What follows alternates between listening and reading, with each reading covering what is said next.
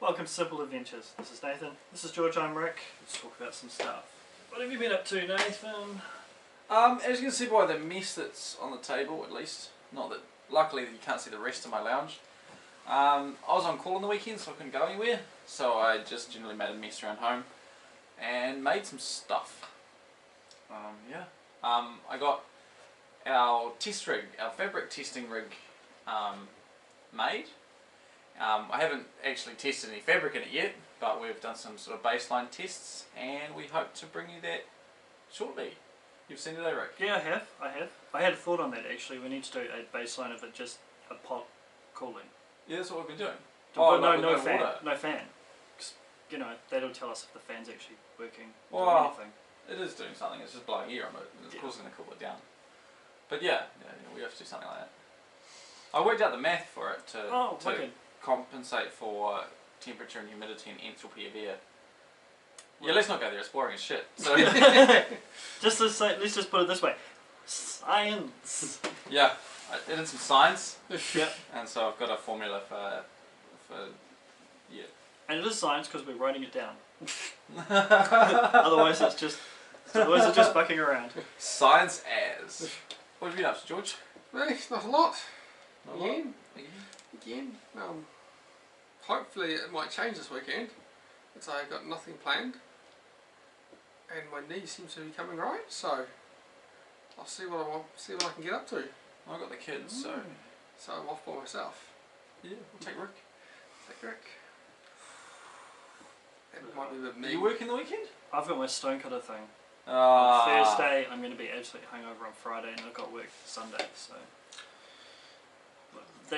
I was hoping to get out myself. Actually, my plan was to get out and go do some stuff. But it was raining Yes. all week, solid, and it wasn't just little tiny drizzly rain. It was large, heavy, sideways stuff. Sunday was atrocious. No, it was pretty bad. Every morning I'd get up, look outside, and go, "Oh, there's blue sky." Get all my gear together. I'm like, "Yeah, I'm going to go try this stuff out," and then sideways rain. I'm like, bollocks. So That is why you need a raincoat. You can go try out your raincoat. yes, yes. So As soon as you buy one, it'll stop raining. I go and I set myself up and I get myself to the point where I'm like, yes, I've got everything I need to be able to go in fair weather, go for a walk somewhere, and then it just rains constantly for like 2 weeks. That's the way it rock and rolls. It's the way it works. So today I had a ring around some companies today, trying to get some fabric samples, and we might get some. I got a few no's and stuff, which is alright. They don't have to give us stuff, so. But it looks like maybe Earthsea Sky might play ball. Cool. And give us some stuff. A few other companies took some emails, but yeah, had a really interesting conversation with the guy from Earthsea Sky. Talking about how they're pushing synthetic fabrics for base layers. Oh, okay, yeah. Because of the amount of water that natural fibres hold. So their competition is things like merino. Yep. And so the merino gear is warm, and it is still warm when it's wet, and we'll hopefully get some samples and prove that with our test rig. But one of the things he was saying is that it holds, I think he said 90% of its volume in water. It wouldn't surprise me. Yeah. And so your body's just trying to evaporate that off. And of course, any physical exertion, you're going to sweat. So no matter how many raincoats you have on, you're going to be moist underneath. And we're yet to ever see a breathable fabric that can keep up with perspiration from a sweaty body. Hey, George? Yeah. I mean, especially our raincoats. Yeah. You can get some sort of outer like e-mesh stuff that does a pretty good job. Oh yeah, but it's not a raincoat. It's not a raincoat. No, it's more like a sieve. Yeah. In fact, I don't think there's anything more opposite than a raincoat than a mesh shirt. Yes. Did they have to time travel back to the 80s to get the fabric, or? No. It's a bit tighter mesh too. Oh, is it? It's lovely to wear. Yeah. Oh, you like yours a lot, eh? I like mine a lot, and cause especially like even in the winter time, long sleeves. Because I normally most of my gear short sleeve, apart from like my big coat, and it just keeps the coat off your skin. Yeah. So you got a wet cold coat, but then you have got that, even if it's a tiny little layer, you got that stopping on your skin. Okay. Okay. Yeah, Yeah. I can see how that would be useful. Even though like it's got holes in it, so its Yeah. warmth is negligible. Yeah, but yeah, you do actually, when you're wearing layers, it still helps in the layer process. Yeah. Yeah. I can see that. Because usually for me it goes polyprop, my air mesh, my woolly singlet. I love my woolly singlet, and then my raincoat. Yeah. Yeah. But your woolly singlet would hold a lot of water if it gets wet. Yeah, that's why I wear the raincoat. Yeah.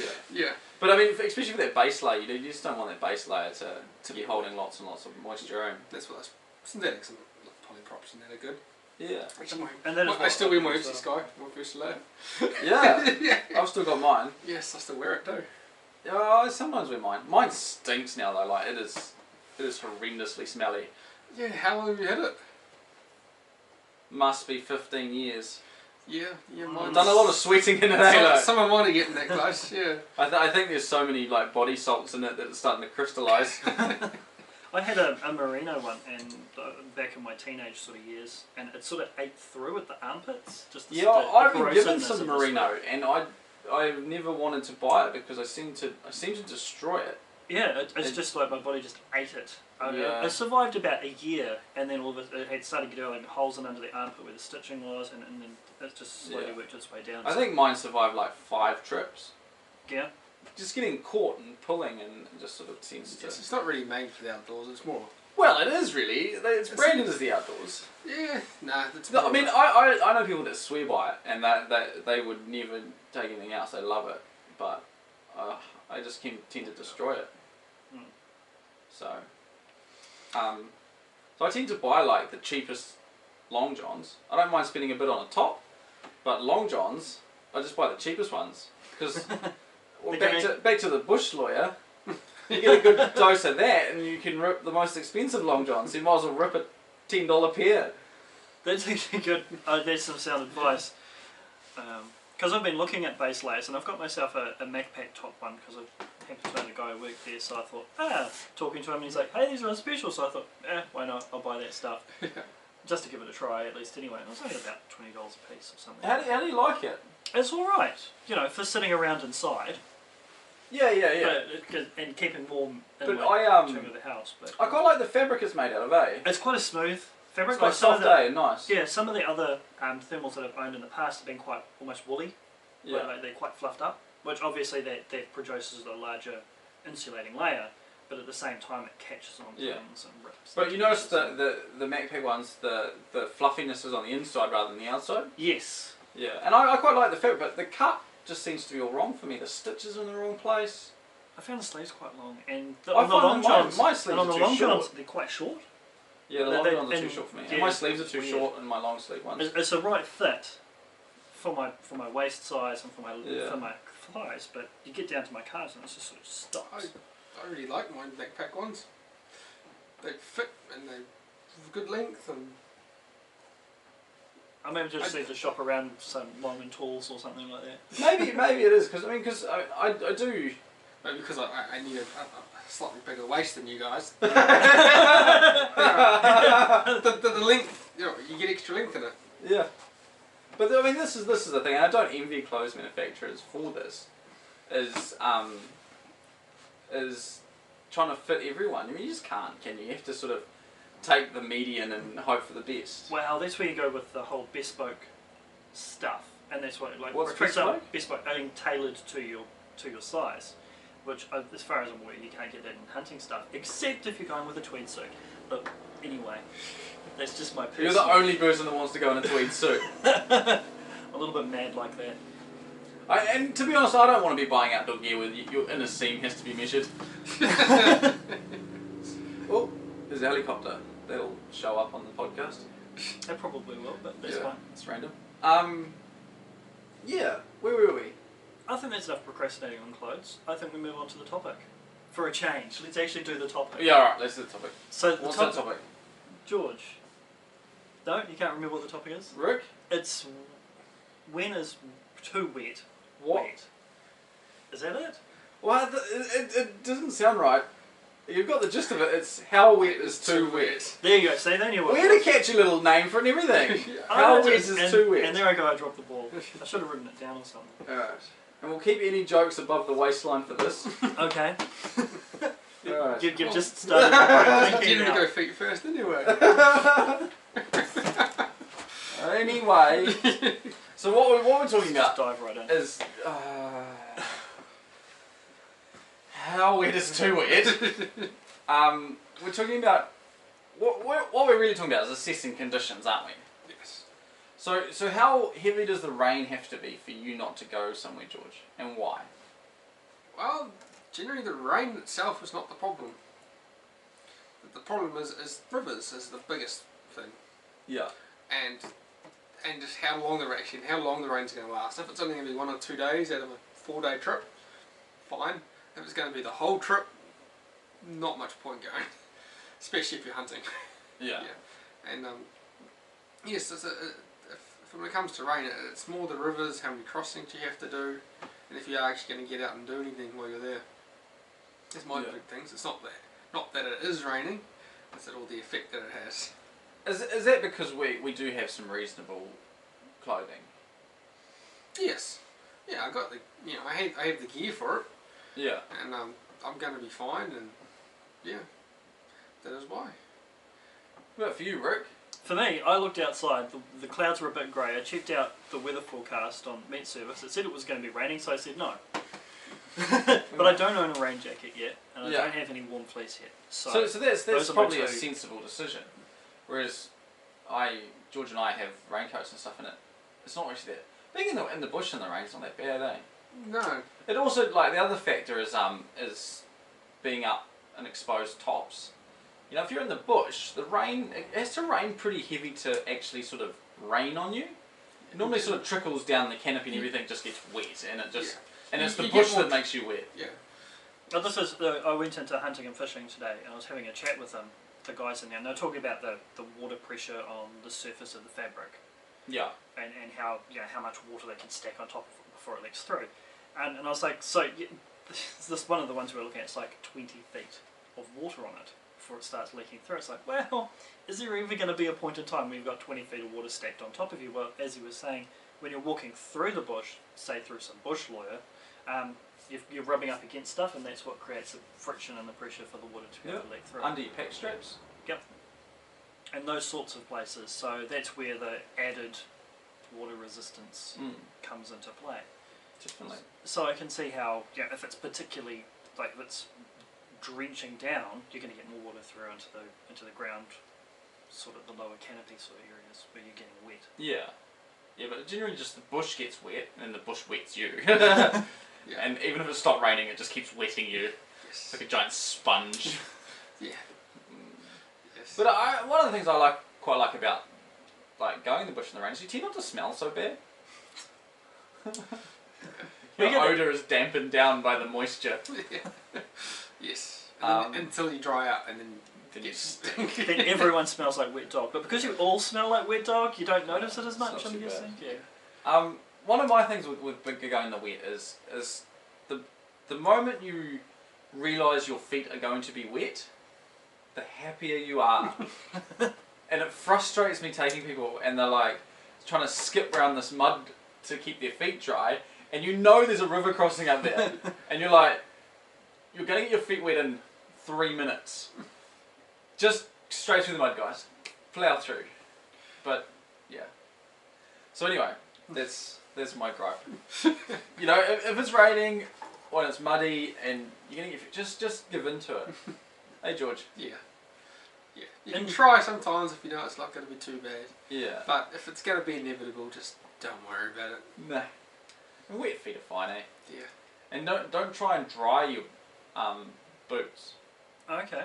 That's a big one, eh, George? Yeah, depending on how wet they are. Yeah. No, because force drying boots, especially leather boots, like trying to put them so close to the fire to try and force dry them, you're likely to crack the leather. You shouldn't force dry things like boots.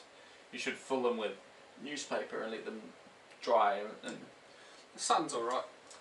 yeah, maybe Maybe not like direct scorching sunlight, but Yeah. Just put them bottom of the hot water cupboard, for example. Hot water cupboard's probably even too much. Yeah. Yeah. Fill them with newspaper or paper towels or something is the best way. And just leave them like in the laundry or something like that. Yeah. Where it's a little bit warm, but not like warm. Yeah, yeah, but definitely like don't put them in front of the heater or anything like that. Don't try and force dry boots. And the other one is don't use your dry socks the next day. Always keep a pair of dry socks. You don't know what's going to happen, and dry socks make you happier. And if a pair of fluffy dry socks. Yeah, and if you put your dry socks on in the morning, especially it's normally when you're walking out and you're like, oh, I'll just leave my dry socks on and I'll put them in my wet boots. And your socks are wet like within moments of doing those laces up. But wet socks do suck to put on, but it's a couple of seconds of misery, and once they're all up in your boots, it's fine. I just remembered, and I do understand like, having dry socks, putting them into something. When I was working in trade, one of the fun things to do if you left stinky boots in the workshop, in the changing room, so I'd get the grease gun, which is a big cylinder filled with grease, and then just fill up the boot, and then to the toe bit of the boots. So you go to put your foot in, and then you pull your foot onto the boot, and it just forces your toes into this grease, gets all through your socks. You don't leave your boots at work after that. And it happens a couple of times. Well, not even a couple of times, once. That's pretty gross. This is nasty, but yeah, good prank. Yeah, so what else can we talk about with weather conditions? Is it, what about wind? Do you ever see how windy it's going to be? I do if we're going up high. Yeah, like if this is a big storm on the way, high winds. Yeah. Probably not ideal conditions to be going out to the bush. But you tend to like choose your trip accordingly though. Like if that was the case, you probably wouldn't set a fly up on the top of a ridge. You would use the hut that's in the similar area. Yeah. You know, so like it's pretty. The weather conditions. It has to be pretty bad weather to stop us going, eh? Yeah. But. So how wet is too wet then? I haven't quite Where's found the it too yet. wet? We probably had one trip. It was probably a borderline. When was that? That was in the Camino's. Oh yeah. Yeah. When the river's a metre higher than it used to be, and the log that you cross over the river on, it's like lapping over, and it's a metre deep. Yeah, Than normal. And you're like, yeah. And it's 2 o'clock in the morning. Yeah. That sounds like an ill-advised trip to start with anyway. Yeah, well, we have a friend that's rather ill-advised. But he's very capable as well. And this was our first time there. Yeah, and we didn't know the place, which probably made it feel worse. But, I mean, I don't know. I like it when trips become epics. Like, yeah. And after that, it was a bloody good trip. Yeah. So I'm guessing if you've got the right layering for your clothing, then it doesn't really matter what the weather conditions are. If you've got a good... No, there's a saying, there's no such thing as bad weather, just poor clothing. So I think that's really there's always exceptions. If you get too extreme and you're not going to go out in a massive blizzard. And if you have like a sharp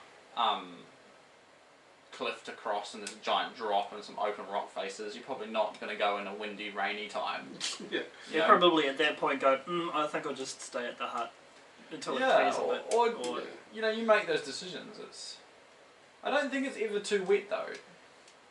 No. Oh, actually, no. You came across it as well as I did in the Oamaru last year. Yeah. And it was touch and go getting across the river. Yeah, well, I got swept away. Yeah. And that was incredible how fast it went up and how fast it went down. Yeah, like I was in there probably about a month before you, Mm. and I think it was even worse when it wasn't. You just got in, but then it rained for like 3 days straight, and there was no way I was getting out. Like it was just diabolical. Mm. But then it got sort of 2 fine days, and I managed to get out on my deer. So that was lucky. But she was Those river crossings, eh? yeah, and What do you reckon the secret to crossing those rivers is? Like, I haven't had that huge experience crossing massive rivers. Like we tend to cross little ones. Yeah, like knee deep is pretty deep, eh? Yeah, I mean like I was. Well, they say that. We said we'll keep this above the belt. It was just about getting my belt wet. And then quite the deeper it gets, the faster it's flowing, and it's just a lot more force, eh? like we went in the summertime, it barely got over my ankles. Yeah. You know, Well, there's something that and I've then you can always- just walk straight across. I had to walk down a river just because I was Yeah. I wasn't You try and take the shallowest path, eh? shallowest path, and you're also just trying to fight it the whole time. Yeah. It's probably not the best idea. Yeah. Like sort of go with it a bit, go on an angle. Yeah. So you're That's how I not managed purely fighting it. You sort of And a big stream like that, you just never try and walk up it, eh? no. One of the things sticks that is the one thing. yeah, Using I a heard stick about that. as support. Yeah. Put hard when using a rifle. And Yeah, you, well, can't, that's and you what- can't really. You can use your rifle and if you're just about ready to go in. Well, you can I stop went it. in, and my rifle went in with me, and it was all wet, and it was that moment where I sort of, and it was all in slow motion. I was just like, my gun's wet. Walking stick it is now. and with, you know, it wasn't loaded. You don't carry a loaded gun across a raging river. No. So it was just like, and it was just the walking stick from then on. Because I was trying to keep it dry. And something I did do, which I think really, really helped me, is I did it in my underpants. Yeah. Because my Reducing hunting. the drag. Yeah. Because I was wearing Yeah. I was waterproof hunting pants. So they're waterproof. So they're just a big like sail. sail. Yeah. Because I was wearing shorts. Yeah.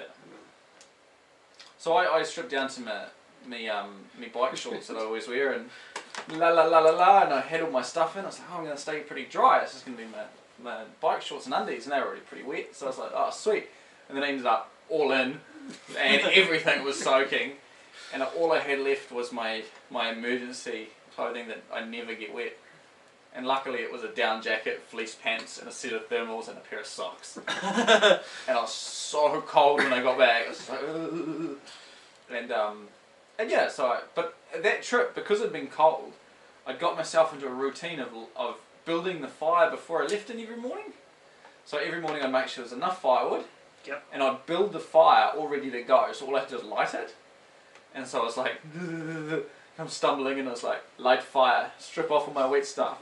You know, down thermals and a down jacket and some fleece pants and a few cups of tea, and I got myself right. But, you know, I could have been in a lot of trouble if I wasn't planning well. And, you know, say if the night before it had been raining, I'd be like, oh, I need to go for a pee, and I'd just run out in my down jacket.